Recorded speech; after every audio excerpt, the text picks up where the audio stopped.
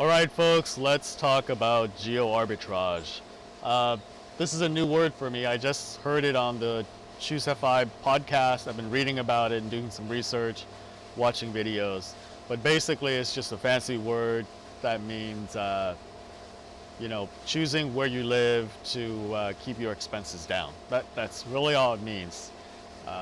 So it got me thinking because, I'm part of several groups and invariably in some of the comments you're reading about, where should I live when I retire, you see people saying, well, I can't live in California. It's just getting way, way too expensive, all the taxes and all of that. And some of these comments, seemed a little bit over dramatic for me at times, and even a little bit too much on the political side. But it is based in reality, right? So I went out this past weekend and just did some research because I was curious. I mean, I knew that living where I live is super expensive. It just is compared to anything else. I just didn't know how much. So I'm here to share with you what I found. So as you can see, I'm in my backyard.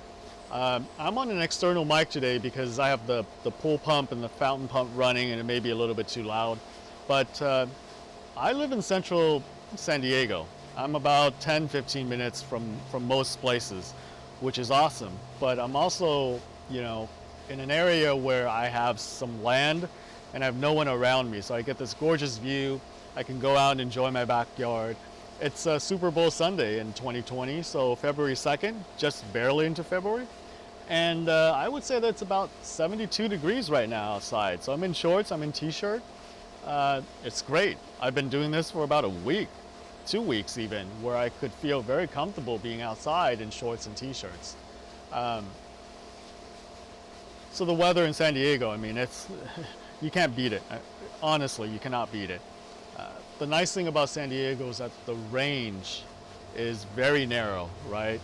In the dead of winter, early in the morning when I'm getting out to, put the trash out, do whatever, like at 6:37 in the morning, it's 55 degrees, and that's freezing for us. Usually it's more like 60, even in the winter, right? Early morning.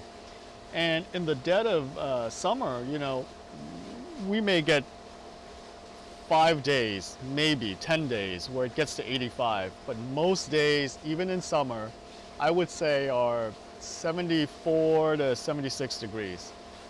Very comfortable and almost no humidity, right? There's a few days in summer where it may get really humid. So it's great. There are people that would say, this is it's not for me because they missed the season. And I say, what a load of crock. I mean, honestly, if I want a season, I would just go somewhere and spend a winter, right? If I want to see fall colors, I'll take a long vacation to New Hampshire or Vermont or whatever, and get all of that. But I would never want to really live there. I think it's baloney. And then you have people who live in like Nevada and Arizona, where cost of living is really low. That's really true for Nevada. In my math here that I'm going to share with you all, it's not quite true for Arizona, although Arizona is pretty cheap, but it's closer to the middle than you think. So, with most of southern Nevada and most of Arizona, it gets really, really hot in the summer. And people will say, well, yeah, but it's a dry heat, right? Again, I call BS because I don't care how dry it is. When it's 110, 115 degrees outside, it's freaking hot, right?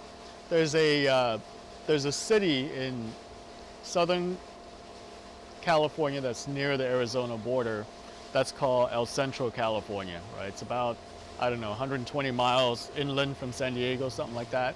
And the nickname that people give El Centro is Hell Central. And there's a reason for that. It's hot. I'm not even going to talk about, Midwest, Florida, Louisiana, Alabama, DC, Virginia, those areas in the summer where it's warm, yes, but it's also just so humid that it just kills me. I can't deal with that. So, some people may honestly love the season, and it's maybe because it's, it's changing from something miserable to something nicer. So they look forward to it, and that's what they remember, rather than like truly loving the seasons. But I digress. Now, if I were living in Southeast Asia, okay, where the weather is hot and humid year round, I may choose to put up with that because the cost of living is even much, much cheaper there. But there's also this air of the exotic about, you know, being in a foreign country, a foreign culture and all of that, that will make it seem like an adventure, right? Where you may be willing to put up with all that. But if you're in the States, United States, you know, why would you? Anyways, let's get to the numbers and what I did. So after learning about this new term, Geo Arbitrage, I decided to pull some recent data on the three biggest tax numbers that people would owe to the state. And that would be income tax, if any, property tax, and sales tax. So I pulled that for 2020, January, and then I went to Zillow and pulled median home value for December 31st, 2019. That's the latest that the data was available. And I plugged it into my spreadsheet here. And here's what I assume. For sales tax, I assume that aside from, you know, mortgages and whatever, you're going to spend about $15,000 baseline per year on just other expenses, you know, shopping, clothes, whatever, right? That's not housing, okay? Just expenses. And I use that to help calculate sales tax.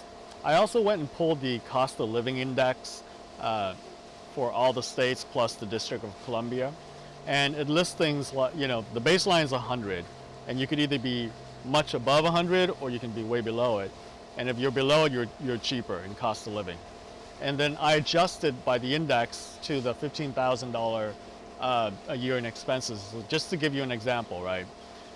When I do that for a state like DC, where it's expensive to live, cost of living, you end up with almost $24,000 in living expenses a year, $23,760. And then for one of the cheap states, like you know, Mississippi, it ends up below 13,000, so 12,900. Okay. For median home value, like I said, I pull it from Zillow, but then I assume that, you know, for someone in my position who has a decent income, and to keep things equivalent to, you know, San Diego costs, because that's what I'm familiar with, I took the median home value and I multiplied by 130%. So it's a little higher than the true median for the state, because for a big state like California, the range varies a lot from the median. So I chose 130% of the median home value. And then for income, I assume that this is a person that is retired, and that's why they're trying to think about, like, you know, where should I live to keep my cost of living down. And if they're living in, you know, a nice home that's 130% of the median home value, they're going to be pulling in about $100,000 of taxable income. They may have other sources that's Roth or whatever that's not taxed, but for this example, I just assumed that it was $100,000 of taxable income. And then I applied the tax rate, the highest tax rate to that, applied the property tax, and applied the sales tax. Okay. A couple caveats here. Maybe the highest sales tax is not the right rate to use at $100,000 for some of these states, but I think it's pretty close if your taxable income, right, after deductions and whatever.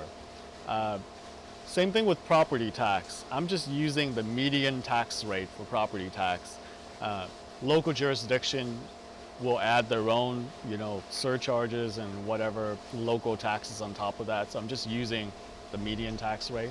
So this is probably understating things, but then I add them all together for the total state tax burden.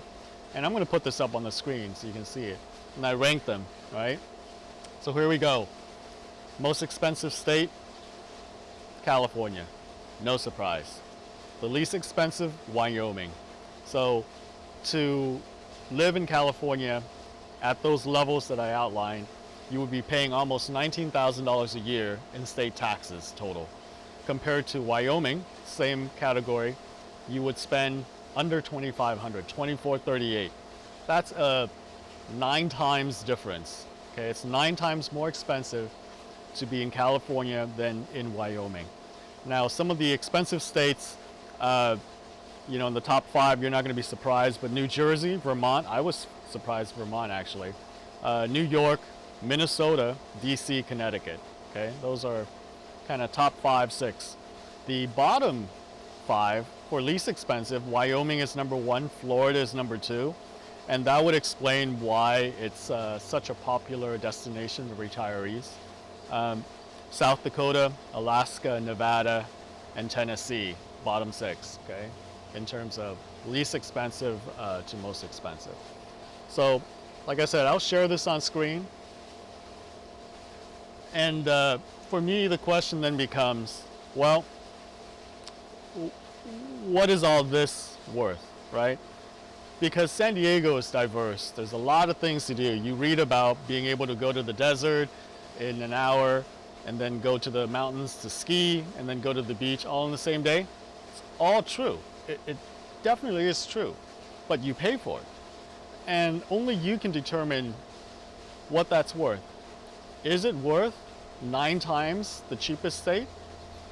Maybe you wouldn't live in Wyoming, right? Although I hear that it's nice. There's, Yellowstone and Grand Tetons and things like that nearby. And I'm sure it's beautiful. It also gets really cold in winter, right? In Wyoming. I don't know what the summer is like. But, so maybe you say that's not a fair comparison. So you would pick something that's, more like around $5,000 a year in taxes, like an Indiana or a Texas, right? But California is still 4 times as expensive. Is that worth it? Is it worth paying another $14,000 a year in total taxes to get all of this? Mexico's nearby. We get great Mexican food, lots of diversity, lots of things to do outdoors. And you can argue that, there are a lot of places that have some of these amenities too around the United States. They just don't have the weather. What's that worth? And it's really hard for me to say, but I'm glad that I did it so that I actually know, rather than just have an idea in my head that California is expensive, because I always knew that it was. I didn't know that it was the most expensive based on, how I laid it out here. But now that I know, it gives me something to think about, and I hope you find this useful. Anyways, that's all I got. I'll see you all later.